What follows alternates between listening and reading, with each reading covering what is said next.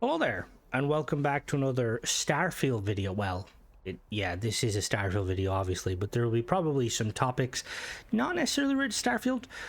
This is going to be the first of something new. Hopefully, I'm going to do. I kind of want to do a bit of a recap, like a weekly recap, just kind of go over some things. It could be mainly things regarding Starfield, sometimes regarding the channel.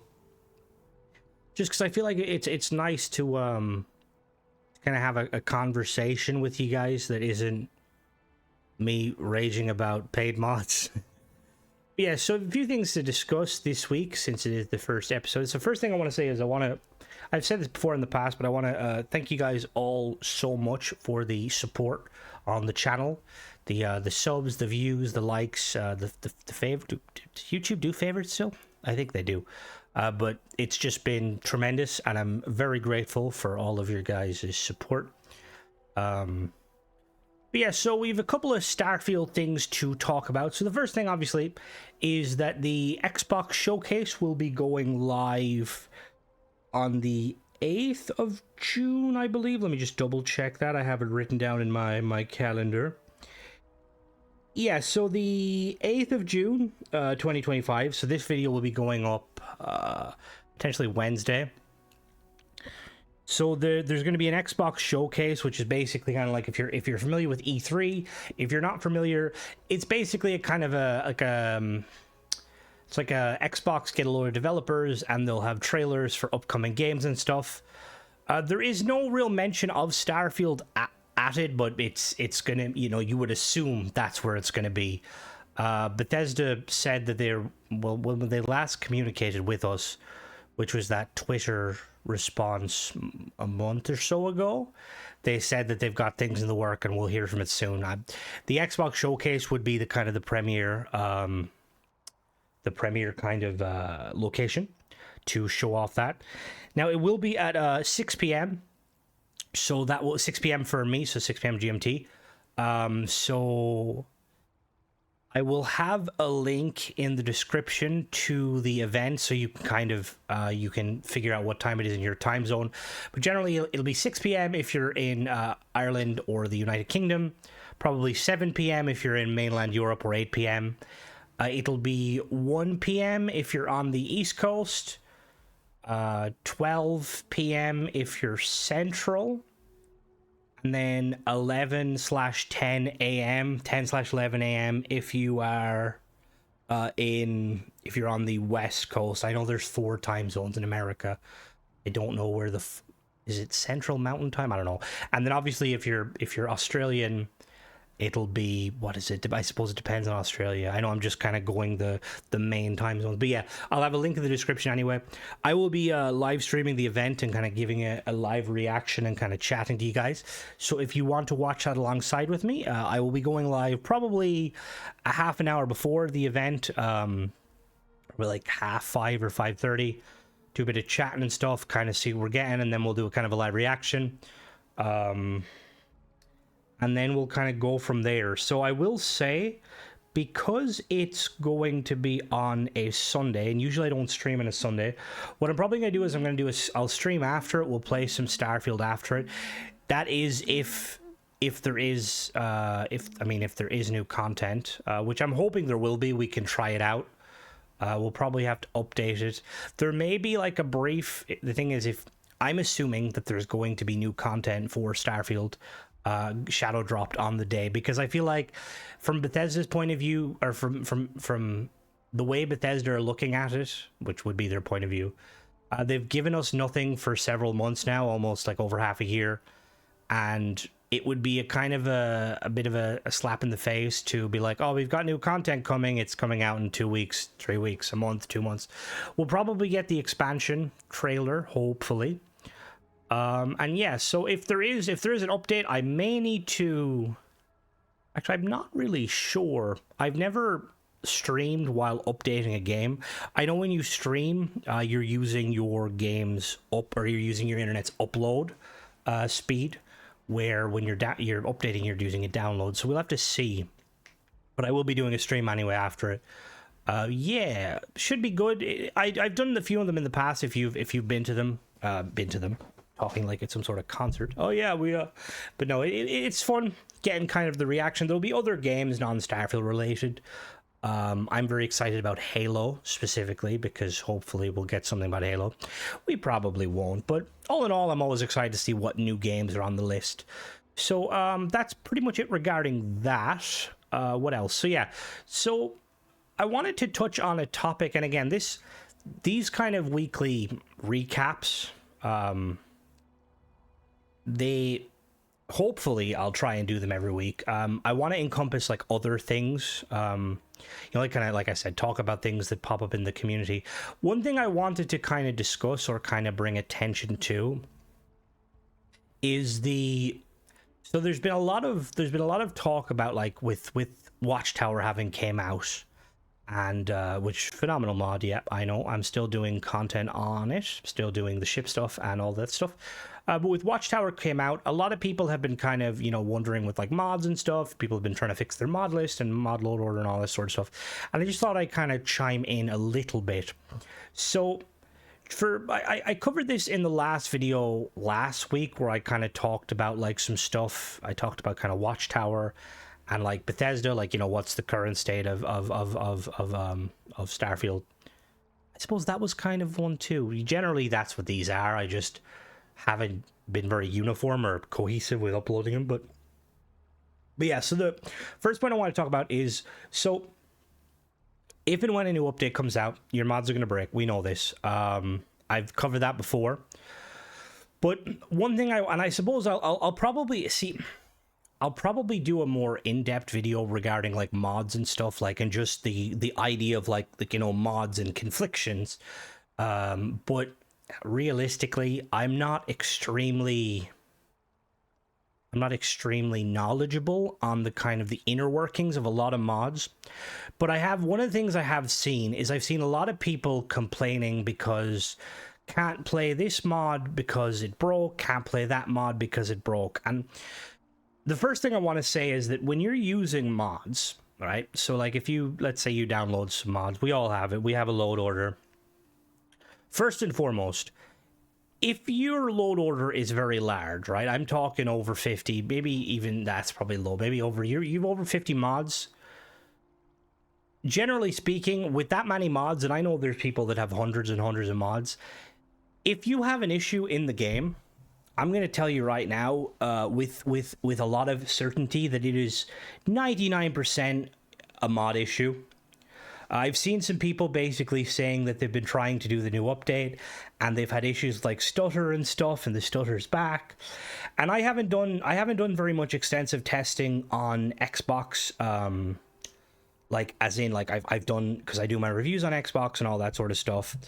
But I haven't like specifically went looking for it. Like Xbox has always been quite seamless for me when I play it. Obviously, the neon stutter was a problem, but that has been improved massively. But I feel like for a lot of people, if you are having stutter, the first question is, do you have mods? And then if you do have mods, I would be looking at the mod specifically. And I'll give you an example of specific mods that can cause stutter. So this is something I realized so initially I've covered a few mods on the channel that have kind of crashed the game, right?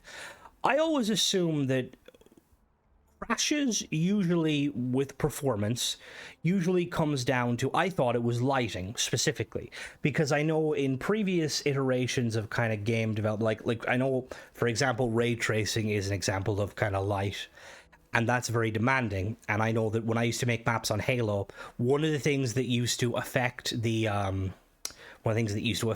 of the performance of the map was how much lighting you have and effects. Now, sadly, not sadly, I found out after doing the Terramorph mod, the paid mod that basically makes the Terramorph different. Upon talking to a few people, I realized, or I was enlightened, that scripting can have a big issue with performance. I know Ghost, I was talking to Ghost about. Ghost was telling me that like there's different ways, like scripting. So for anyone wondering, when it comes to like modding, scripting is when you write a code and the game does something. Like you could have simple scripts that like when your player activates a button, something happens, very simple. You could have very complex scripting.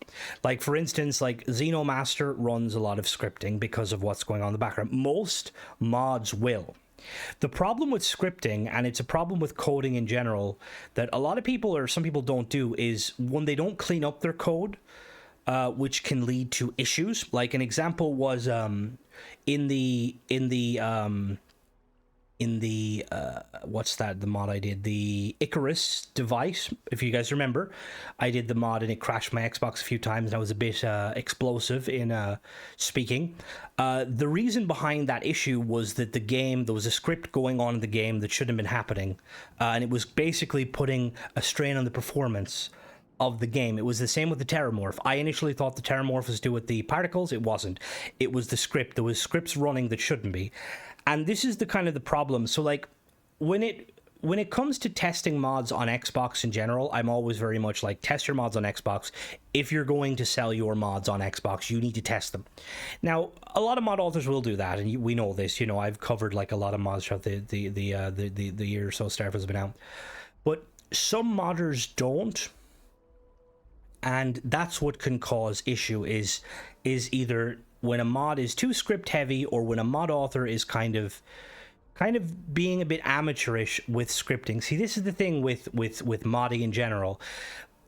And I may be wrong in saying this, but so correct me if I am wrong, but when it comes to modding, if you're trying to achieve something, usually there's a few ways you can get to your goal. Like if you look at certain, like, 'cause I've talked to like mod authors and stuff, like mod authors they've gotten similar like results, but using vastly different methods. So I'm with modding, you know, there are a lot of kind of, you know, amateurs, like people who just learn coding on their own or sort of stuff. You know, they wouldn't have been brought up in a game dev background or, you know, like a proper background like that. That can kind of lead to issues where, and we see it too with the CK, where anytime you edit in the CK, you always have to be care of dirty edits. And for anyone wondering, dirty edit is basically when the CK, you make a change. You could say you could tweak a gun on the CK, the creation kit. You could say you could tweak a number that just made it so that the regulator did 10 more damage. But if you're not paying attention, the CK could randomly make a change to Aquila City, and it could increase the amount of lights in Aquila City. Again, this is just an example that probably is not possible. But the whole point with the CK and stuff is you have to basically be aware that you don't accidentally do something you shouldn't. An example is the Ryusen Revolver. Pretty interesting revolver mod that ultimately resulted in the game breaking for a lot of people by adding penetrator rounds to every gun in the game. Apparently it was a very simple thing to do, and also simple thing to miss, which again, but yeah, so going back to it, long tangent, when it comes to like mods and stuff and conflicting, you have to kind of look at what a mod is specifically trying to do, and then look to see if you've other mods that are doing it. So I'll give you a couple of examples. So one mod that you always have to be careful of is mods that mess with the crowds, right? And the reason behind that is the crowds in Starfield they're designed in a way to reduce the performance requirements. They're not full-blown NPCs, and you can tell that by looking at them, because if you look, they don't have the same amount of polygons needed to make their, you know, to make them, which means it's easier on the CPU, easier on the GPU, easier on everything. Now, mods that mess with crowds might not always remember that they are not NPCs. Like I've checked a few crowd mods, and some of them work perfectly fine, some of them don't. Any mod that generally is going to change the crowd and give the crowd, like, let's say for instance, mods that generally give like, because you notice they with the crowds, they have unique outfits that the player can't get. Again, they're lower poly outfits that don't have a lot of stuff going on them. Like you look at my character now, I've got pockets, I've got carabiner clips, I've got pouches, I've got pretty much everything and anything. Whereas if we look at crowds, I would go and look at crowds, but You get you. But crowds, they generally will be wearing a kind of a one-piece outfit. The color scheme will vary depending on the crowd and stuff, and it's all lower poly. When you're downloading a crowd mod, you have to be careful to see what the crowd mod is doing. Like Zone did a crowd mod, and to my knowledge, when I reviewed it, it was perfectly fine, didn't cause any issues, because he took into, and I'm assuming he did, because again, I tested it, I'm assuming he took into account that these are not full-blown NPCs and didn't try and go overboard with the textures. Now, another modder, let's say for instance, might want to add actual in-game outfits to those crowd NPCs, which, if you have a high-end PC, that probably won't have much of an issue. If you're on an Xbox, specifically like Series S, that's going to have a lot of problems. Crowd mods are one you got to watch out for. Another example of mods that you want to watch out for, and I say this as somebody who has personally been like used these mods in the past. If you're on Xbox, for the most part, I would recommend staying away from mods that claim to give you higher FPS or mods that claim to give you 4K textures. The Xbox Series X can do 4K, but generally speaking, I don't believe it is true 4K. I believe it upscales it. So like to like kind of like with PCs, how you have DLSS or FSR programs that'll basically they'll lower the resolution of the game to, like, let's say you realistically are only actually playing the game at 2K, but then a software will scale it up to 4K. So it doesn't, it's to most people, you won't be able to tell the difference. I know on the Series X, ever since the 60 FPS update, I can barely tell the difference. So when you see those mods that specifically say like, oh, FPS or all this stuff, generally speaking, those mods aren't going to do anything. And realistically, they're probably just going to bloat your save and make things worse, if anything. More than likely, they'll do nothing but worst case scenario. And the reason behind that is because most of the settings in Starfield, when it comes to like changing stuff to make the game perform better, generally those settings, there is settings you can adjust to make the game run better, like the engine tweaks, but that's on the script extender. The base for like Xbox doesn't get access to the script extender, so we can't make any changes that drastic. I don't even think we can change the INI anymore. And like if you look at, like, if anybody's familiar with like the settings on Starfield, like, there's not a whole lot of settings that you can actually tweak that will increase or decrease your performance. Like realistically, for me, the only way, like, you can set things like, ultra, but the difference between ultra and like low performance doesn't really matter too much. Where you tend to get most of your performance on my PC, at least, and on Starfield I should say, is using those kind of DLSS or FSR. They kind of lowering the resolution and then kind of upscaling it. So yeah, I would, and then again, this is a personal opinion. This is just me giving my kind of 2 cents. Now, there may be people out there that may be like Crimson, like there's certain mods that do actually work. Like I know there's mods that'll remove things like God rays and stuff, and maybe some particles potentially. Again, I don't know to the full extent of whether or not they can be done on the Xbox, but yeah, I would just be cautious of any sort of mods that do that, because 9 times out of 10, they're not going to work. And yeah, now, because I remember I used to use a lot of them on the Fallout, and I believe there was actually one mod specifically for Fallout 4 that allowed you to operate the game in 60 FPS.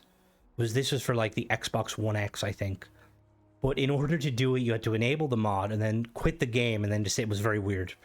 But yeah, like, because realistically now we have 60 FPS on our Xbox Series X and S, 4K on the X, I think probably 1080p on the S, potentially 2K.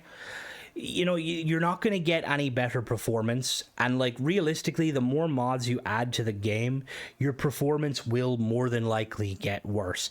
Now, that being said, when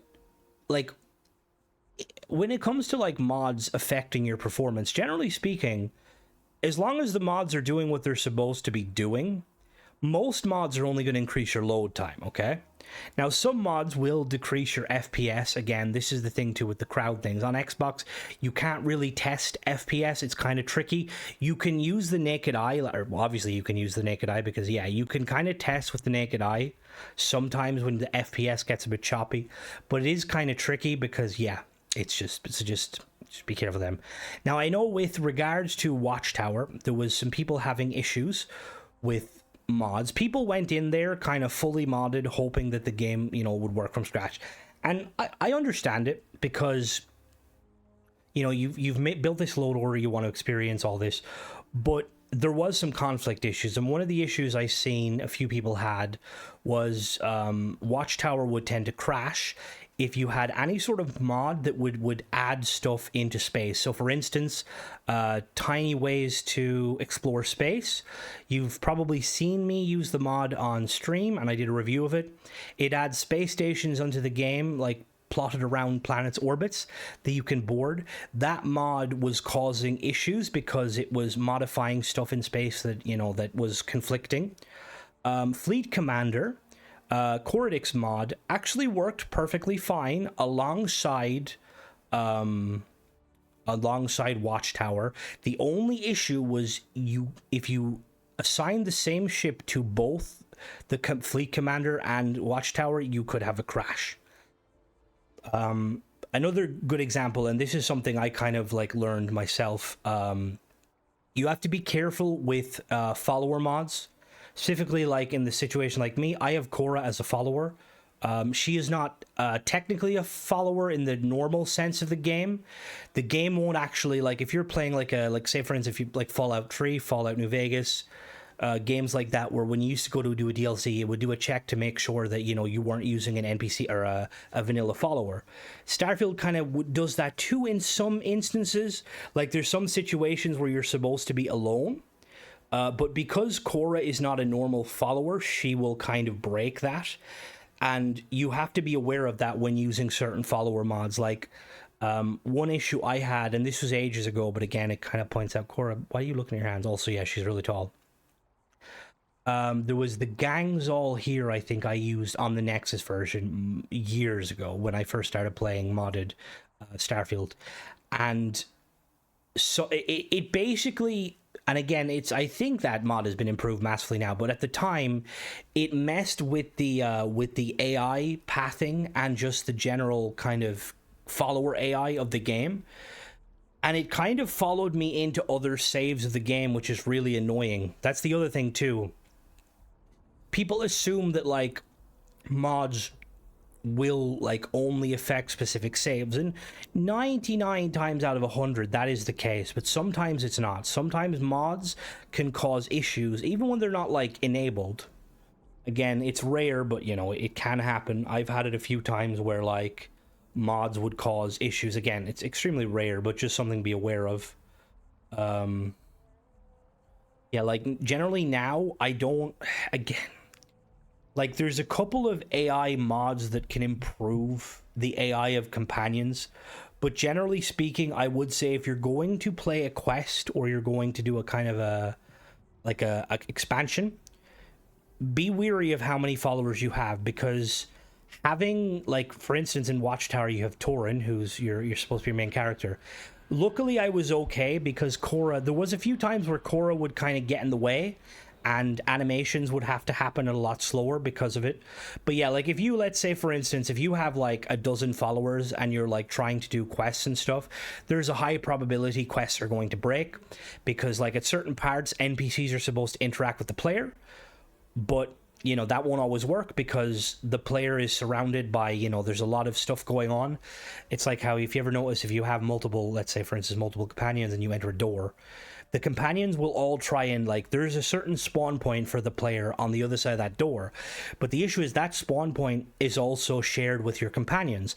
And having one companion is fine. But in my case, I think I have 6, which means that when I spawn, an example, when I go to Centaurian Arsenal, I actually spawn facing the wall on the other side of the room, which is pretty funny. Again, this is kind of just a little anecdote, but it's just kind of highlighting why you need to be careful with these sort of mods. One of the other things I would say, like, with the outfit mods, again, be careful with outfit mods, because yes, outfit mods are awesome, but with outfit mods specifically, or any sort of a mod that adds new stuff to the game, that is using kind of pre-built assets, you could have conflict issues. I know that I had issues in the past because I was running a couple of different outfit mods. I was running a replacer for one of the factions, and I think I was running another mod, but it basically resulted in none of the armor being dropped. And I seen someone recently had that issue with Watchtower, where none of the Watchtower gear was being dropped for them, and they asked me, like, is it just bad RNG, or is it something? And realistically, an RNG, for anyone wondering, that means random number generator. When it comes to loot in games, every time you loot a player, there's like a dice roll on what the player will get. Starfield sadly doesn't operate like Skyrim or Oblivion or Fallout, where when you kill an enemy they drop everything they had. It only drops certain items, so you could kill an Ecliptic Merc and he has a chance of dropping his helmet, a chance of dropping his suit, a chance of dropping his backpack, so on and so forth. But yeah, so with kind of RNG sometimes being tricky, but in this case it was more than likely a mod, because I've had similar issues where mods conflict. Whenever I do testing with mods, or whenever I do testing a new mod, it's always vanilla. There's no other mods installed, and one of the ways you can tell if it's a vanilla mod is when you go to load the save, it'll pop up saying, you know, achievements are going to be disabled. Do you want this? Is that okay? You know, stuff like that. Which, yeah.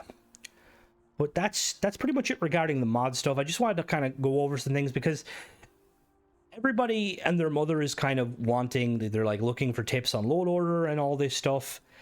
And there is some ways, you know, you can do it. There's guides. I've done a video before. You know, other people have done videos and stuff. Generally speaking, though, the thing is, load order is, a lot of it comes down to like how the mod author has done their initial mod and stuff.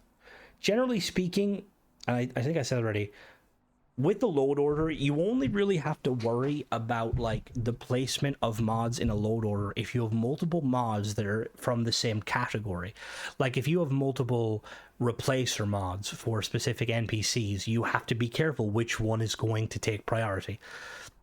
But yeah, just some little kind of, and anybody that wants to kind of, anybody wants to improve upon things I've said here, if I've said something that's not accurate, by all means. You know, if anybody wants to shout out some issues you've had, let us know. I will say, and this is kind of going on to the next point, so I do have a Discord. It's Starfield Anonymous, a great bunch of lads and lasses. And I think we've got over 300 members. It's really, really awesome. It's a great community just for kind of chatting all things Starfield, but we also have sections for Fallout, and recently we got an Elder Scrolls section. But one of the things I would recommend is, if you're a shipbuilder or if you're kind of just looking to chat to like-minded people, you're welcome to join. There should be a link in the description of my YouTube bio. But we're going to be changing. We're going to be adding a new feature. We're currently in the works, because Bethesda themselves don't seem to currently have any they don't have any intention to add a comment system when it comes to modding, or a kind of a review system. And obviously there is places like on Reddit where you can review mods, and there is channels like myself who review mods, but for the most part it can kind of be hit and miss, because the thing is with mods is that a mod could run smoothly for 99 people, and then one person could have a game-breaking issue. Ironically / coincidentally, I tend to be the one person who has these issues when I'm reviewing these mods. But we're going to set up a location on the Discord for feedback regarding mods. So it's still in the process. Binary is doing some behind the scenes, but basically it's going to be a section where there's going to be categories, and every category is going to be a mod, and people can jump in and they can give their opinion on the mod, kind of like a review sort of thing, but also more so kind of discuss how the mod performed for them. Was there any issues?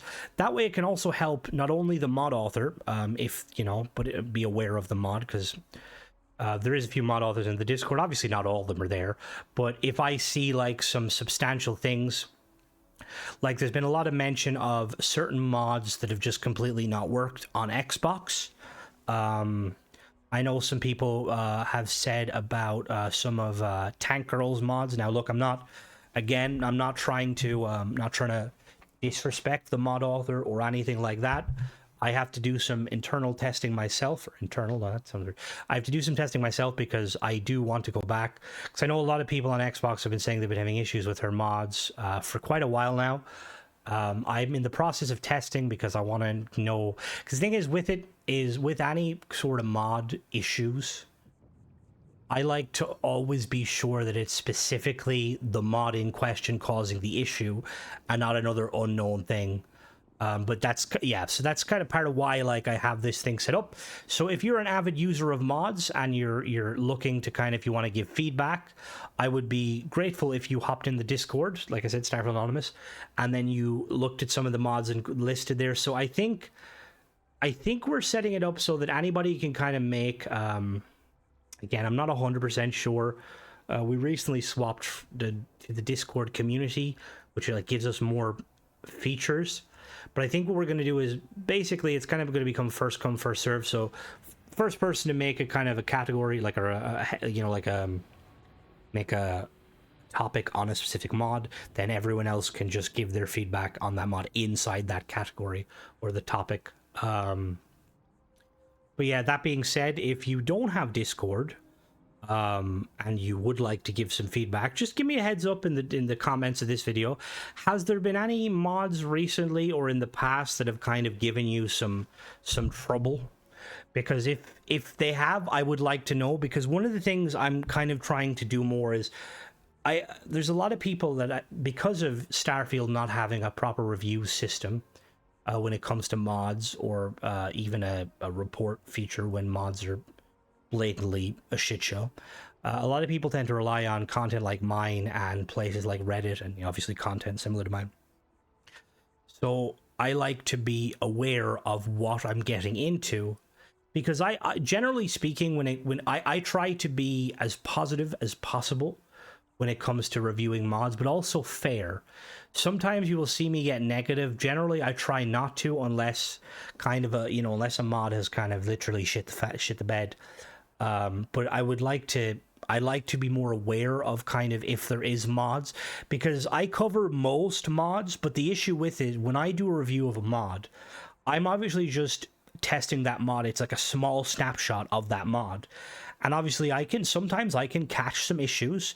And usually when I catch an issue, that's when you see me get a bit aggro, like for instance with the Icarus device and with the Terramorph and stuff like that. When I'm catching it on vanilla, that's when I'm kind of like, okay, test your mods, because clearly they didn't test your mods. Now, that being said, there's been times like I've covered mods that worked fine for me, but clearly didn't work for others. The Tank Girl mods are mods that I endorsed because I thought they were very cool on Xbox or on PC. I never test them on Xbox. That's part of why, like, I'm kind of doing, like I said, I'm doing this stuff because I don't want to deceive anyone, and I feel partially responsible for people that have. If you ever downloaded a mod where I have kind of reviewed it, and you have had issues, don't be afraid to come into the comments and be like, Crimson, this mod has broken my, like nowadays, I do test on Xbox, and primarily on Xbox, for the reason that if an issue is going to occur, usually it will occur on Xbox. But yeah, that's it regarding the mod stuff, and I suppose that was a Discord. Like I said, I would like to do these kind of on a weekly, kind of talk about things, like anything that happens, like news with the community, any sort of mod related information. I know, speaking of mod related information, I know Kingaths and the team have put out an update to Watchtower. I think it's up to 1.1. So that's really awesome. They're getting some updates. There is a patch notes and stuff, which is really, really cool. We also got depending on when this goes up, I will be doing a review of the Tatooine mod and the Mos Eisley mod. I know Ghost from Xenomaster recently put out a patch that allows you to capture the Mos Eisley creatures and the Tatooine creatures, which is really cool. I love seeing when modders kind of collaborate, and I think that that's ultimately what it should be about. Like, modders should be collaborating to make the game a better place, and obviously Bethesda should be collaborating with the community by telling them what the fuck's going on. But yeah, that's pretty much it for this. Let me know what you guys think.